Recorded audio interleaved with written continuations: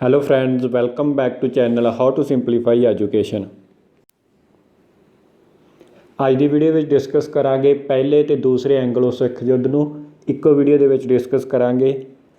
ਬਹੁਤ ਹੀ easy way ਦੇ ਵਿੱਚ ਅਸੀਂ ਇਹ ਟੌਪਿਕ ਤੁਹਾਡੇ ਲਈ ਤਿਆਰ ਕੀਤਾ ਹੈ। ਆਓ ਜਲਦੀ ਨਾਲ ਡਿਸਕਸ ਕਰਦੇ ਹਾਂ ਸਾਰੇ ਹੀ ਪੁਆਇੰਟਸ ਤੇ ਬਾਕੀ ਰਹਿੰਦੇ ਟੌਪਿਕ ਵੀ ਅਸੀਂ ਜਲਦੀ ਤੁਹਾਡੇ ਲਈ ਲੈ ਕੇ ਆਵਾਂਗੇ। ਇਹਨਾਂ ਟੌਪਿਕਸ ਨੂੰ ਤੁਸੀਂ ਸ਼ਾਰਟ ਵੀਡੀਓ ਦੇ ਵਿੱਚ ਇਸ ਦੇ ਵਿੱਚ ਲਰਨ ਕਰ ਸਕਦੇ ਹੋ ਤੇ ਤੁਸੀਂ ਆਪਣੇ ਇਹਨਾਂ ਟੌਪਿਕਸ ਦੇ ਨੰਬਰ ਪੱਕੇ ਕਰ ਸਕਦੇ ਹੋ। ਐਂਗਲੋ ਸਿੱਖ ਯੁੱਧ ਨਾਲ ਜੋ ਇੰਪੋਰਟੈਂਟ ਪੁਆਇੰਟਸ ਤੇ ਕੁਐਸਚਨਸ ਪੁੱਛੇ ਜਾਂਦੇ ਹਨ, ਆਓ ਆਪਾਂ ਉਹ ਸਾਰੇ ਡਿਸਕਸ ਕਰ ਲੈਂਦੇ ਹਾਂ। ਸਭ ਤੋਂ ਪਹਿਲਾਂ ਤੁਸੀਂ ਯਾਦ ਰੱਖਣਾ ਉਹ ਹੈ ਅੰਮ੍ਰਿਤਸਰ ਦੀ ਸੰਧੀ। ਅੰਮ੍ਰਿਤਸਰ ਦੀਆਂ ਦੋ ਸੰਧੀਆਂ ਹੋਈਆਂ ਸੀ, ਇੱਕ ਪਹਿਲੇ ਐਂਗਲੋ ਸਿੱਖ ਯੁੱਧ ਤੋਂ ਪਹਿਲਾਂ ਹੋਈ ਸੀ ਤੇ ਇੱਕ ਜਦੋਂ ਪਹਿਲਾ ਐਂਗਲੋ ਸਿੱਖ ਯੁੱਧ ਖਤਮ ਹੋ ਗਿਆ ਸੀ ਉਸ ਤੋਂ ਬਾਅਦ ਹੋਈ ਸੀ। 25 ਅਪ੍ਰੈਲ 1809 ਨੂੰ ਜੋ ਅੰਮ੍ਰਿਤਸਰ ਦੀ ਸੰਧੀ ਹੋਈ ਸੀ, ਇਹ ਚਾਰਲਸ ਮੈਟਕਾਫ ਅਤੇ ਮਹਾਰਾਜਾ ਰਣਜੀਤ ਸਿੰਘ ਵਿਚਕਾਰ ਹੋਈ ਸੀ। ਇਹਦੇ ਵਿੱਚ ਜੋ ਸਤਲੁਜ ਦਰਿਆ ਸੀ ਉਸ ਨੂੰ ਬਾਉਂਡਰੀ ਲੈਂਡ ਮੰਨ ਲਿਆ ਗਿਆ ਸੀ। ਨਾਰਥ ਦੇ ਵਿੱਚ ਮਹਾਰਾਜਾ ਰਣਜੀਤ ਸਿੰਘ ਸਨ ਅਤੇ ਸਾਊਥ ਦੇ ਵਿੱਚ ਅੰਗਰੇਜ਼। ਜੋ ਅੰਮ੍ਰਿਤਸਰ ਦੀ ਦੂਸਰੀ ਸੰਧੀ ਜਿਹਦੇ ਵਿੱਚ ਸਟੂਡੈਂਟਸ ਕਨਫਿਊਜ਼ ਹੋ ਜਾਂਦੇ ਹਨ, ਉਹ ਦੂਸਰੀ ਸੰਧੀ ਹੈ। ਅੰਮ੍ਰਿਤਸਰ ਦੀ ਸੰਧੀ ਉਹ ਵੀ ਹੈ, ਉਹ 16 ਮਾਰਚ 1846 ਨੂੰ ਪਹਿਲੇ ਐਂਗਲੋ ਸਿੱਖ ਯੁੱਧ ਤੋਂ ਬਾਅਦ ਹੋਈ ਸੀ, ਜਿਸ ਦੇ ਵਿੱਚ ਰਾਜਾ ਗੁਲਾਬ ਸਿੰਘ ਨੂੰ, ਜੋ ਕਿ ਅੰਗਰੇਜ਼ਾਂ ਦਾ ਦੋਸਤ ਸੀ, ਉਹਨਾਂ ਨੂੰ 75 ਲੱਖ ਰੁਪਏ ਦੇ ਵਿੱਚ ਜੰਮੂ ਕਸ਼ਮੀਰ ਦਾ ਇਲਾਕਾ, ਜੋ ਪ੍ਰਿੰਸਲੀ ਸਟੇਟ ਦਾ ਇਲਾਕਾ ਸੀ, ਉਹਦਾ ਰਾਜਾ ਗੁਲਾਬ ਸਿੰਘ ਨੂੰ ਬਣਾ ਦਿੱਤਾ ਗਿਆ ਸੀ। ਆਓ ਆਪਾਂ ਹੋਰ ਪੁਆਇੰਟਸ ਡਿਸਕਸ ਕਰ ਲੈਂਦੇ ਹਾਂ ਜੋ ਪਹਿਲੇ ਐਂਗਲੋ ਸਿੱਖ ਯੁੱਧ ਨਾਲ ਰਿਲੇਟਡ ਨੇ। ਇੱਕ ਤੁਸੀਂ ਯਾਦ ਰੱਖਣਾ ਲਾਹੌਰ ਸੀ, ਜੋ ਮਹਾਰਾਜਾ ਰਣਜੀਤ ਸਿੰਘ ਨੇ 1799 ਦੇ ਵਿੱਚ ਜਮਨ ਸ਼ਾਹ ਤੋਂ ਜਿੱਤਿਆ ਸੀ। ਨੈਕਸਟ ਤੁਸੀਂ ਯਾਦ ਰੱਖਣਾ ਹੈ 1835 ਵਿੱਚ ਅੰਗਰੇਜ਼ਾਂ ਦਾ ਸ਼ਿਕਾਰਪੁਰ 'ਤੇ ਕਬਜ਼ਾ ਹੋਇਆ ਸੀ। ਅੰਗਰੇਜ਼ਾਂ ਨੇ ਸ਼ਿਕਾਰਪੁਰ 'ਤੇ ਕਬਜ਼ਾ ਕਰ ਲਿਆ ਸੀ। ਇਸ ਤੋਂ ਇਲਾਵਾ ਜੋ ਪਹਿਲੇ ਐਂਗਲੋ ਸਿੱਖ ਯੁੱਧ ਤੋਂ ਪਹਿਲਾਂ ਜੋ ਇੰਪੋਰਟੈਂਟ ਇਵੈਂਟਸ ਹੋਏ ਹਨ, ਉਹ ਵੀ ਤੁਸੀਂ ਯਾਦ ਰੱਖਣੇ ਹਨ।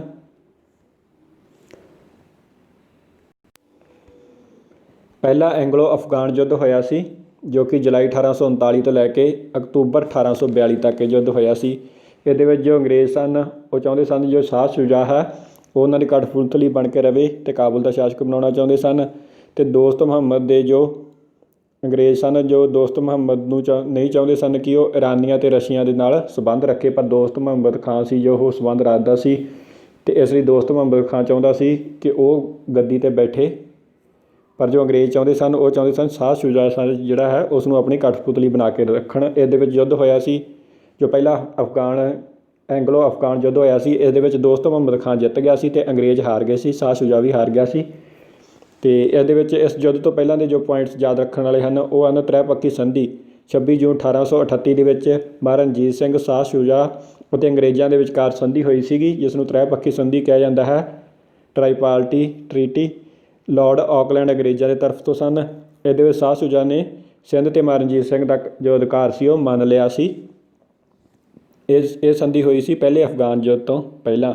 ਉਸ ਤੋਂ ਬਾਅਦ ਅਫਗਾਨ ਯੁੱਧ ਦੇ ਵਿੱਚ ਦੋਸਤ ਮੁਹੰਮਦ ਖਾਂ ਜਿੱਤ ਗਿਆ ਸੀ ਅਤੇ ਉਹ ਅਫਗਾਨਿਸਤਾਨ ਦਾ ਅਮੀਰ ਬਣਿਆ ਸੀ। ਅਤੇ ਇਹਦੇ ਵਿੱਚ ਜੋ ਲਾਰਡ ਆਕਲੈਂਡ ਦੀਆਂ ਗਲਤ ਨੀਤੀਆਂ ਕਰਕੇ ਅੰਗਰੇਜ਼ ਹਾਰ ਗਏ ਸਨ ਅਤੇ ਲਾਰਡ ਐਲਨਬਰੋ ਨੂੰ ਜੋ ਨਵਾਂ ਗਵਰਨਰ ਜਨਰਲ ਨਿਯੁਕਤ ਕਰ ਦਿੱਤਾ ਗਿਆ ਸੀ 1842 ਦੇ ਵਿੱਚ।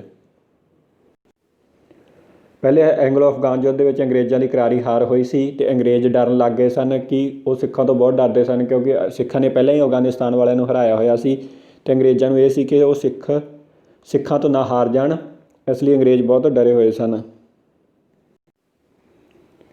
ਇਸ ਲਈ ਅੰਗਰੇਜ਼ਾਂ ਨੇ ਫੁੱਟ ਪਾ ਕੇ ਪੰਜਾਬ ਦੇ ਉੱਪਰ ਇਹ ਜੋ ਯੁੱਧ ਕਰਵਾਏ ਸਨ, ਪਹਿਲਾ ਐਂਗਲੋ ਸਿੱਖ ਯੁੱਧ ਅਤੇ ਦੂਸਰਾ, ਅਤੇ ਪੰਜਾਬ 'ਤੇ ਅਧਿਕਾਰ ਕਰ ਲਿਆ ਸੀ ਅੰਗਰੇਜ਼ਾਂ ਨੇ। ਲਾਰਡ ਆਕਲੈਂਡ ਦੀ ਥਾਂ 'ਤੇ ਜਦੋਂ ਲਾਰਡ ਐਲਨਬਰੋ ਨੂੰ ਬਣਾਇਆ ਗਿਆ ਸੀ ਗਵਰਨਰ ਜਨਰਲ, ਤਾਂ 1843 ਦੇ ਵਿੱਚ ਉਸਨੇ ਸਿੰਧ 'ਤੇ ਕਬਜ਼ਾ ਕਰ ਲਿਆ ਸੀ। ਇਹ ਵੀ ਯਾਦ ਰੱਖਣਾ ਹੈ।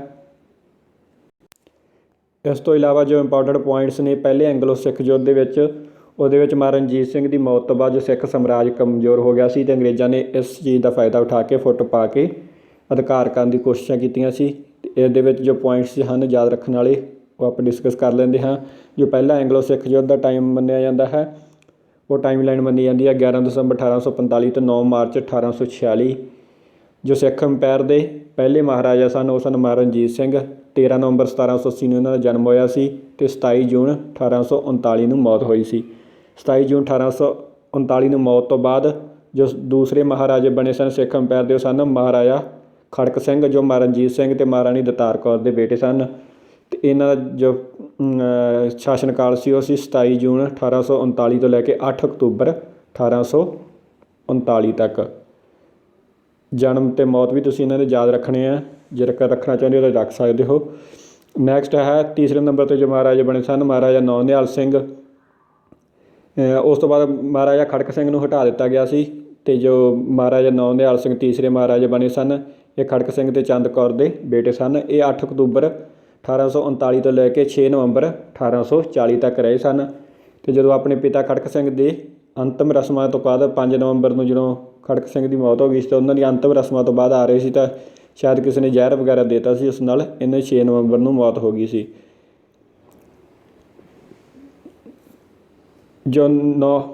ਉਸ ਤੋਂ ਬਾਅਦ ਜੋ ਮਹਾਰਾਜਾ ਬਣੇ ਸਨ ਉਹ ਸਨ ਚੌਥੇ ਨੰਬਰ 'ਤੇ ਜੋ ਮਹਾਰਾਜਾ ਬਣੇ ਸਨ ਉਹ ਸੀ ਮਹਾਰਾਜਾ ਸ਼ੇਰ ਸਿੰਘ। ਇਹ ਮਹਾਰਾਜਾ ਰਣਜੀਤ ਸਿੰਘ ਅਤੇ ਮਾਤਾ ਮਹਿਤਾਬ ਕੌਰ ਦੇ ਬੇਟੇ ਸਨ। ਇਹਨਾਂ ਦਾ ਜਨਮ ਅਤੇ ਮੌਤ ਕਾਲ ਤੁਸੀਂ ਦੇਖ ਲੈਣਾ ਹੈ। ਅਤੇ ਇਹਨਾਂ ਦਾ ਜੋ ਜਨਮ ਸਥਾਨ ਸੀ ਉਹ ਬਟਾਲਾ। ਇਹ ਜੋ ਰਾਜਾ ਰਹੇ ਸ਼ਾਸਨ ਕਾਲ 'ਤੇ ਰਹੇ ਉਹ ਸੀ 18 ਜਨਵਰੀ 1841 ਤੋਂ ਲੈ ਕੇ 15 ਸਤੰਬਰ 1843 ਤੱਕ।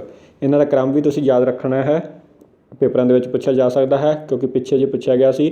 ਜੋ ਪੰਜਵੇਂ ਸਿੱਖ ਰਾਜੇ ਸਨ, ਸਿੱਖ ਅੰਪਾਇਰ ਦੇ ਪੰਜਵੇਂ ਮਹਾਰਾਜੇ ਸਨ ਉਹ ਸਨ ਮਹਾਰਾਜਾ ਦਲੀਪ ਸਿੰਘ ਅਤੇ ਇਹ ਆਖਰੀ ਮਹਾਰਾਜੇ ਵੀ ਸਨ। ਇਹਨਾਂ ਦਾ ਸ਼ਾਸਨ ਕਾਲ ਰਿਹਾ ਹੈ 15 ਸਤੰਬਰ 1843 ਤੋਂ 29 ਮਾਰਚ 1849। ਇਹਨਾਂ ਦਾ ਸ਼ਾਸਨ ਕਾਲ ਬਹੁਤ ਹੀ ਇੰਪੋਰਟੈਂਟ ਹੈ ਕਿਉਂਕਿ ਇਸੇ ਦਰਮਿਆਨ ਹੀ ਪਹਿਲੇ ਅਤੇ ਦੂਸਰੇ ਐਂਗਲੋ ਸਿੱਖ ਯੁੱਧ ਹੋਏ ਹਨ। ਅਤੇ ਇਹਨਾਂ ਦਾ ਜੋ ਜਨਮ ਅਤੇ ਮੌਤ ਬਾਰੇ ਪੁੱਛਿਆ ਜਾ ਸਕਦਾ ਹੈ ਕਿਉਂਕਿ ਪਿਛਲੇ ਪੇਪਰਾਂ ਵਿੱਚ ਮਹਾਰਾਜਾ ਰਣਜੀਤ ਸਿੰਘ ਦੇ ਜਨਮ ਅਤੇ ਮੌਤ ਬਾਰੇ ਪੁੱਛਿਆ ਗਿਆ ਸੀ ਅਤੇ ਇਸ ਵਾਰ ਚਾਂਸਸ ਹਨ ਕਿ ਮਹਾਰਾਜਾ ਦਲੀਪ ਸਿੰਘ ਦੇ ਜਨਮ ਅਤੇ ਮੌਤ ਬਾਰੇ ਪੁੱਛਿਆ ਜਾ ਸਕਦਾ। ਜ਼ਰੂਰ ਯਾਦ ਰੱਖਣਾ ਹੈ 4 ਸਤੰਬਰ 1838 ਨੂੰ ਜਨਮ ਹੋਇਆ ਸੀ ਮਹਾਰਾਜਾ ਦਲੀਪ ਸਿੰਘ ਦਾ ਅਤੇ 22 ਅਕਤੂਬਰ 1893 ਨੂੰ ਮੌਤ ਹੋਈ ਸੀ। ਮੌਤ ਦਾ ਸਥਾਨ ਪੁੱਛ ਲਿਆ ਜਾਂਦਾ ਹੈ ਅਤੇ ਸਟੂਡੈਂਟ ਗਲਤੀ ਕਰਕੇ ਇੰਗਲੈਂਡ ਲਗਾ ਦਿੰਦੇ ਹਨ, ਪਰ ਸਹੀ ਜੋ ਸਥਾਨ ਹੈ ਮੌਤ ਹੋਈ ਸੀ ਪੈਰਿਸ ਵਿਖੇ। ਇਹ ਵੀ ਤੁਸੀਂ ਯਾਦ ਰੱਖਣਾ ਹੈ। ਇਹਨਾਂ ਦੇ ਜੋ ਰੈਜੀਡੈਂਟ ਬਣਾਏ ਗਏ ਸਨ ਸੰਰਖਸ਼ਕ ਉਹ ਸਨ ਮਹਾਰਾਣੀ Jind Kaur. Next important points ਹਨ ਜੋ ਪਹਿਲੇ ਐਂਗਲੋ ਸਿੱਖ ਯੁੱਧ ਤੋਂ ਪਹਿਲਾਂ ਦੇ ਉਹਦੇ 1843 ਵਿੱਚ ਲਾਰਡ ਐਲਨਬਰੋ ਦੁਆਰਾ ਸਿੰਧ 'ਤੇ ਕਬਜ਼ਾ। 8 ਨਵੰਬਰ 1845 ਨੂੰ ਲਾਲ ਸਿੰਘ ਨੂੰ ਲਾਹੌਰ ਦਾ ਪ੍ਰਧਾਨ ਮੰਤਰੀ ਬਣਾਇਆ ਗਿਆ ਸੀ। 13 ਦਸੰਬਰ ਨੂੰ 1845 ਨੂੰ ਲਾਰਡ ਹਾਰਡਿੰਗ ਦੁਆਰਾ ਸਿੱਖਾਂ ਵਿਰੁੱਧ ਯੁੱਧ ਦੀ ਘੋਸ਼ਣਾ ਕਰ ਦਿੱਤੀ ਗਈ ਸੀ।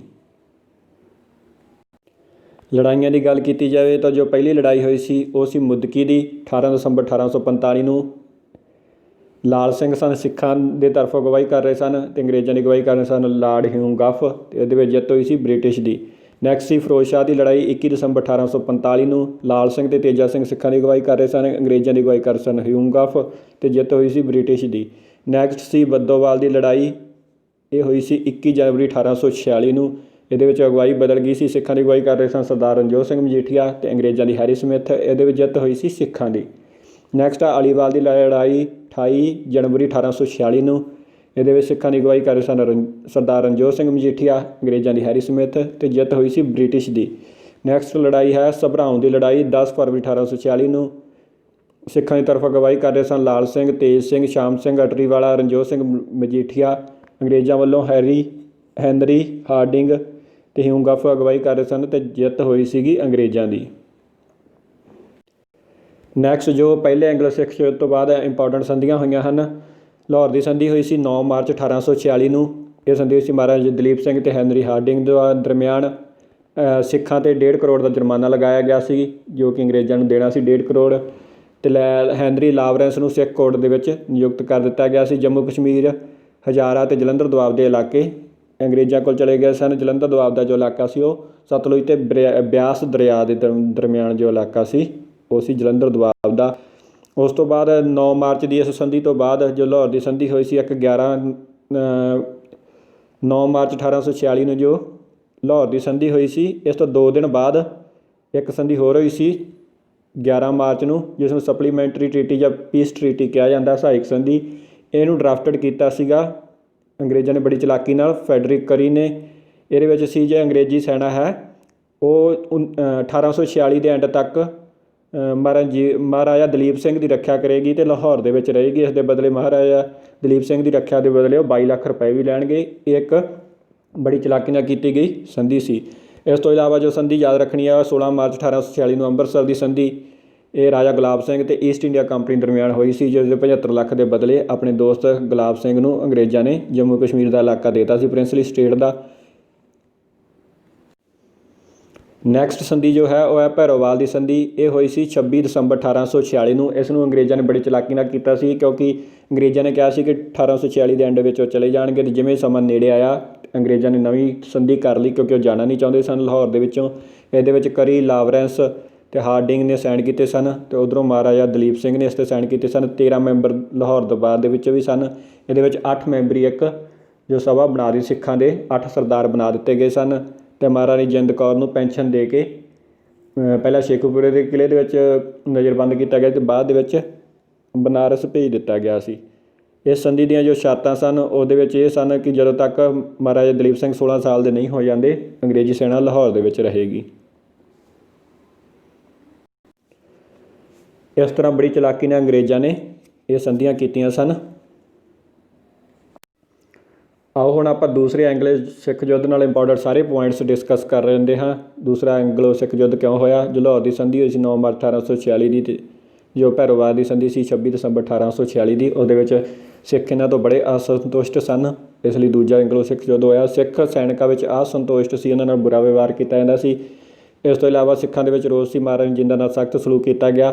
1847 ਵਿੱਚ ਸ਼ਕਤੀਆਂ ਖੋ ਕੇ ਪਹਿਲਾਂ ਉਹਨਾਂ ਨੂੰ ਸ਼ੇਖੂਪੁਰੇ ਦੇ ਕਿਲ੍ਹੇ ਵਿੱਚ ਨਜ਼ਰਬੰਦ ਕਰ ਦਿੱਤਾ ਗਿਆ, ਅਤੇ ਬਾਅਦ ਵਿੱਚ ਉਹਨਾਂ ਦੀ ਪੈਨਸ਼ਨ ਘਟਾ ਕੇ 12,000 ਪੈਨਸ਼ਨ ਕਰਕੇ 1848 ਵਿੱਚ ਦੇਸ਼ ਨਿਕਾਲਾ ਦੇ ਕੇ ਬਨਾਰਸ ਭੇਜ ਦਿੱਤਾ ਗਿਆ ਸੀ। ਇਸ ਤੋਂ ਵੀ ਜੋ ਸਿੱਖ ਸਨ ਉਹ ਅਸੰਤੁਸ਼ਟ ਸਨ। ਨੈਕਸਟ ਹੈ ਮੁਲਤਾਨ ਦੇ ਦੀਵਾਨ ਮੂਲ ਰਾਜ ਦਾ ਵਿਦਰੋਹ। ਮੂਲ ਰਾਜ ਨੇ ਵਿਦਰੋਹ ਕਰ ਦਿੱਤਾ ਸੀ, ਕਿਉਂਕਿ 1844 ਵਿੱਚ ਸਾਵਣ ਮਲ ਤੋਂ ਬਾਅਦ ਉਹਨਾਂ ਦਾ ਬੇਟਾ ਜੋ ਮੂਲ ਰਾਜ ਸੀ, ਦੀਵਾਨ ਮੂਲ ਰਾਜ, ਉਹ ਬਣਿਆ ਸੀ ਦੀਵਾਨ ਮੁਲਤਾਨ ਦਾ। ਅੰਗਰੇਜ਼ਾਂ ਨੇ ਮੁਲਤਾਨ 'ਤੇ ਜੋ ਲਗਾਨ ਵਧਾਤਾ ਸੀ, ਇਸ ਤੋਂ ਮੂਲ ਰਾਜ ਸੀਗਾ ਜੋ ਅਸੰਤੁਸ਼ਟ ਸੀ। ਦੀਵਾਨ ਮੂਲ ਰਾਜ ਨੇ ਜੋ ਅਸਤੀਫਾ ਦਿੱਤਾ ਸੀ ਇਹ ਪੁੱਛ ਲਿਆ ਜਾਂਦਾ ਦਸੰਬਰ 1847 ਦੇ ਵਿੱਚ ਦਿੱਤਾ ਸੀ, ਅਤੇ ਬਾਅਦ ਵਿੱਚ ਮਾਰਚ 1848 ਵਿੱਚ ਜੋ ਨਵੇਂ ਰੈਜੀਡੈਂਟ ਬਣੇ ਸਨ ਫਰੈਡਰਿਕ ਕਰੀ, ਕਿਉਂਕਿ ਲਾਵਰੈਂਸ ਬਿਮਾਰ ਹੋ ਗਏ ਸਨ, ਉਹ ਇੰਗਲੈਂਡ ਚਲੇ ਗਏ ਸਨ, ਅਤੇ ਨਵੇਂ ਰੈਜੀਡੈਂਟ ਬਣਾਏ ਸਨ ਫਰੈਡਰਿਕ ਕਲੀ, ਅਤੇ ਇਹ ਕਰੀ ਬੜੇ ਚਲਾਕ ਸਨ। ਇਹਨਾਂ ਨੇ ਨਵੇਂ ਰੈਜੀਮੈਂਟ ਬਣਾਤਾ ਸੀ ਮਾਰਚ 1848 ਦੇ ਵਿੱਚ। ਸਰਦਾਰ ਕਾਹਨ ਸਿੰਘ ਨੂੰ ਮੁਲਤਾਨ ਦਾ ਨਾਜ਼ਮ ਨਿਯੁਕਤ ਕੀਤਾ ਸੀ। ਇਹਦੇ ਵਿੱਚ ਜੋ ਵੈਨਿਸ ਐਗਨਿਊ ਅਤੇ ਲੈਫਟੀਨੈਂਟ ਐਂਡਰਸਨ ਸੀ ਉਹਨਾਂ ਦਾ ਕਤਲ ਹੋ ਗਿਆ ਸੀ, ਅਤੇ ਇਸ ਦਾ ਆਰੋਪ ਜਿਹੜਾ ਮੂਲ ਰਾਜ ਦੇ ਸਿਰ 'ਤੇ ਮੜ੍ਹ ਦਿੱਤਾ ਗਿਆ ਸੀ। ਮੂਲ ਰਾਜ ਨੇ ਇਸ ਤੋਂ ਦੁਖੀ ਹੋ ਕੇ ਵਿਦਰੋਹ ਸ਼ੁਰੂ ਕਰ ਦਿੱਤਾ ਸੀ। ਨੈਕਸਟ ਹੈ ਚਤਰ ਸਿੰਘ ਨੇ ਵੀ ਜੋ ਵਿਦਰੋਹ ਕੀਤਾ ਸੀ ਉਸਦੇ ਬਾਰੇ ਵੀ ਡਿਸਕਸ ਕਰ ਲੈਂਦੇ ਹਾਂ। ਜੋ ਚਤਰ ਸਿੰਘ ਸੀ ਉਹ ਅਟਾਰੀ ਵਾਲਾ ਹਜ਼ਾਰਾ ਦਾ ਨਾਜ਼ਮ ਸੀ। ਕੈਪਟਨ ਜੋ ਐਬਟ ਸੀ ਉਹਦਾ ਸਲਾਹਕਾਰ ਸੀ, ਜੋ ਕਿ ਸਿੱਖ ਰਾਜ ਨੂੰ ਤਬਾਹ ਕਰਨਾ ਚਾਹੁੰਦਾ ਸੀ। ਉਸ ਲਈ ਮੁਸਲਮਾਨਾਂ ਨੂੰ ਭੜਕਾਤਾ ਸੀਗਾ ਐਬਟ ਨੇ, ਅਤੇ ਮੁਸਲਮਾਨਾਂ ਨੇ 6 ਅਗਸਤ 1848 ਨੂੰ ਚਤਰ ਸਿੰਘ 'ਤੇ ਹਮਲਾ ਕਰ ਦਿੱਤਾ ਸੀ, ਅਤੇ ਚਤਰ ਸਿੰਘ ਨੇ ਕਨੈਰਾ ਨੂੰ ਕਿਹਾ ਕਿ ਮੁਸਲਮਾਨਾਂ ਦੇ ਵਿਰੁੱਧ ਜੋ ਵਿਦਰੋਹੀ ਹਨ ਉਹਨਾਂ ਦੇ ਵਿਰੁੱਧ ਕਾਰਵਾਈ ਕੀਤੀ ਜਾਵੇ, ਅਤੇ ਕਨੈਰਾ ਨੇ ਕਾਰਵਾਈ ਨਹੀਂ ਕੀਤੀ, ਅਤੇ ਕਨੈਰਾ ਦਾ ਕਤਲ ਹੋ ਗਿਆ। ਅਤੇ ਇਸ ਕਤਲ ਦੇ ਚੱਲਦੇ ਇਸਦਾ ਆਰੋਪ ਚਤਰ ਸਿੰਘ 'ਤੇ ਮੜ੍ਹਦੇ ਹੋਏ ਅੰਗਰੇਜ਼ਾਂ ਨੇ ਚਤਰ ਸਿੰਘ ਨੂੰ ਜੋ ਉਹਦੀ ਜਗੀਰ ਸੀਗੀ ਉਸ ਨੂੰ ਜ਼ਬਤ ਕਰ ਲਿਆ ਸੀ, ਅਤੇ ਚਤਰ ਸਿੰਘ ਨੂੰ ਹਟਾ ਦਿੱਤਾ ਸੀ ਅੰਗਰੇਜ਼ਾਂ ਨੇ। ਨੈਕਸਟ ਦੇਖ ਲੈਂਦੇ ਹਨ ਭਾਈ ਮਹਾਰਾਜ ਦੀ ਭੂਮਿਕਾ। ਜੋ ਭਾਈ ਮਹਾਰਾਜ ਸਨ ਇੱਕ ਪ੍ਰਚਾਰਕ ਸਨ, ਜੋ ਕਿ ਅੰਗਰੇਜ਼ਾਂ ਦੇ ਵਿਰੁੱਧ ਪ੍ਰਚਾਰ ਕਰਦੇ ਸਨ। ਨਰੰਗਾਬਾਦ ਦੇ ਸੰਤ ਭਾਈ ਵੀਰ ਸਿੰਘ ਦੇ ਚੇਲੇ ਸਨ। ਮੂਲ ਰਾਜ ਦੇ ਵਿਦਰੋਹ ਅਤੇ ਮਹਾਰਾਣੀ ਜਿੰਦਾਂ ਦੇ ਨਾਲ ਹੋਏ ਜੋ ਸਖਤ ਵਿਵਹਾਰ ਦਾ ਉਹਨਾਂ ਨੂੰ ਪਤਾ ਲੱਗਿਆ, ਅਤੇ ਉਹਨਾਂ ਨੇ ਆਪਣਾ ਪ੍ਰਚਾਰ ਤੇਜ਼ ਕਰਤਾ ਸੀਗਾ ਭਾਈ ਮਹਾਰਾਜ ਨੇ।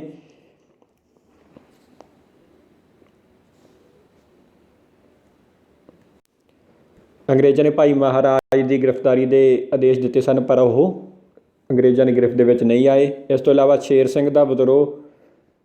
ਸ਼ੇਰ ਸਿੰਘ ਚਤਰ ਸਿੰਘ ਅਟਾਰੀਵਾਲ ਦਾ ਪੁੱਤਰ ਸੀ। ਜਦੋਂ ਉਸ ਨੂੰ ਪਤਾ ਲੱਗਿਆ ਕਿ ਉਸਦੇ ਪਿਤਾ ਨਾਲ ਸਖਤ ਸਲੂਕ ਕੀਤਾ ਅੰਗਰੇਜ਼ਾਂ ਨੇ, ਤਾਂ ਉਹ ਵੀ ਵਿਰੁੱਧ ਹੋ ਗਿਆ। ਕਾਊਂਸਲ ਆਫ ਰੈਜੀਸੀ ਦਾ ਉਹ ਮੈਂਬਰ ਸੀ, ਉਸਨੇ ਵੀ ਅੰਗਰੇਜ਼ਾਂ ਦੇ ਵਿਰੁੱਧ 18 ਸਤੰਬਰ 1848 ਨੂੰ ਵਿਦਰੋਹ ਕਰ ਦਿੱਤਾ ਸੀਗਾ। ਇਹ ਤੁਸੀਂ ਯਾਦ ਰੱਖਣਾ। ਸ਼ੇਰ ਸਿੰਘ ਨੇ ਜੋ ਵਿਦਰੋਹ ਕੀਤਾ ਸੀ 14 ਸਤੰਬਰ 1848 ਨੂੰ ਕੀਤਾ ਸੀਗਾ। ਨੈਕਸਟ ਇੰਪੋਰਟੈਂਟ ਹੈ ਜੋ ਲਾਰਡ ਡਲਹੌਜੀ ਨਵਾਂ ਗਵਰਨਰ ਜਦੋਂ ਬਣਾਇਆ ਗਿਆ ਸੀ, ਉਹ ਕਦੋਂ ਬਣਾਇਆ ਗਿਆ ਸੀ? ਜਨਵਰੀ 1848 ਦੇ ਵਿੱਚ ਬਣਾਇਆ ਗਿਆ ਸੀ, ਅਤੇ ਉਸ ਦੀਆਂ ਗਲਤ ਨੀਤੀਆਂ ਕਰਕੇ ਹੀ ਇਹ ਦੂਸਰਾ ਐਂਗਲੋ ਸਿੱਖ ਯੁੱਧ ਹੋਇਆ, ਕਿਉਂਕਿ ਉਹ ਪੰਜਾਬ ਨੂੰ ਹੜੱਪਣਾ ਚਾਹੁੰਦਾ ਸੀ। 4 ਲੜਾਈਆਂ ਹੋਈਆਂ ਸਨ ਦੂਸਰੇ ਐਂਗਲੋ ਸਿੱਖ ਯੁੱਧ ਦੇ ਵਿੱਚ, ਚਾਰੋਂ ਤੁਸੀਂ ਯਾਦ ਰੱਖਣੀਆਂ ਹਨ। ਪਹਿਲੀ ਲੜਾਈ ਸੀ ਕਿ ਰਾਮਨਗਰ ਦੀ ਲੜਾਈ 22 ਨਵੰਬਰ 1848 ਨੂੰ ਹੋਈ ਸੀ। ਇਹਦੇ ਵਿੱਚ ਸਿੱਖਾਂ ਦਾ ਲੀਡਰ ਸੀ ਸ਼ੇਰ ਸਿੰਘ ਅਟਾਰੀਵਾਲਾ, ਅਤੇ ਅੰਗਰੇਜ਼ਾਂ ਵੱਲੋਂ ਸੀ ਹਿਊ ਗੱਫ। ਇਹਦੇ ਵਿੱਚ ਜਿੱਤ ਹੋਈ ਸੀ ਸਿੱਖਾਂ ਦੀ। ਜੋ ਇੰਪੋਰਟੈਂਟ ਪੁਆਇੰਟਸ ਇਸ ਲੜਾਈ ਨਾਲ ਰਿਲੇਟਡ ਤੁਸੀਂ ਜ਼ਰੂਰ ਯਾਦ ਰੱਖਣੇ ਹਨ, ਉਹ ਹਨ ਅੰਗਰੇਜ਼ ਅਧਿਕਾਰੀ ਮਾਰੇ ਗਏ ਸਨ ਕਿਹੜੇ? ਜਨਰਲ ਹੈਵਲਾਕ ਅਤੇ ਜਨਰਲ ਕਿਊਟਨ। ਸਿੱਖ ਸੈਨਾ ਦੀ ਗਿਣਤੀ ਪੁੱਛੀ ਜਾ ਸਕਦੀ ਹੈ, 15,000 ਗਿਣਤੀ ਸੀ। ਅਤੇ ਇਸ ਤੋਂ ਇਲਾਵਾ ਜੋ ਇੰਪੋਰਟੈਂਟ ਪੁੱਛਿਆ ਜਾ ਸਕਦਾ ਉਹ ਹੈ ਰਾਮਨਗਰ ਦੀ ਲੜਾਈ ਅੰਗਰੇਜ਼ਾਂ ਦੀ ਹਾਰ ਦਾ ਇੱਕ ਸੰਕੇਤ ਸੀ। ਇਹ ਕਿਸ ਨੇ ਕਿਹਾ ਸੀ? ਤਾਂ ਇਹ ਕਿਹਾ ਸੀ BJ ਹਸਰਤ ਨੇ।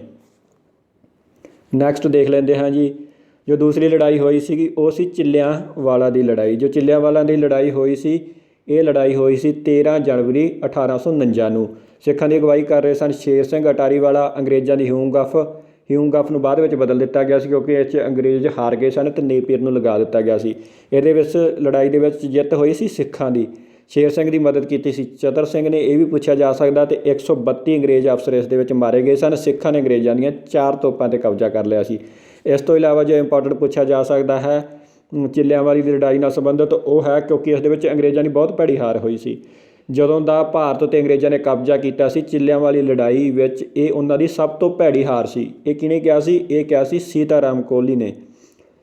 ਨੈਕਸਟ ਹੈ ਮੁਲਤਾਨ ਦੀ ਲੜਾਈ। ਮੁਲਤਾਨ ਦੀ ਲੜਾਈ ਹੋਈ ਸੀ 22 ਜਨਵਰੀ 1849 ਨੂੰ। ਜੇਕਰ 1849 ਦਾ ਆਪਸ਼ਨ ਨਹੀਂ ਆਉਂਦਾ ਤਾਂ ਦਸੰਬਰ ਦੇ ਵਿੱਚ ਆ ਸਕਦਾ। ਦਸੰਬਰ ਦੇ ਵਿੱਚ ਕਿਉਂਕਿ ਸ਼ੁਰੂ ਹੋ ਗਈ ਸੀ ਦਸੰਬਰ 1848 ਦੇ ਵਿੱਚ।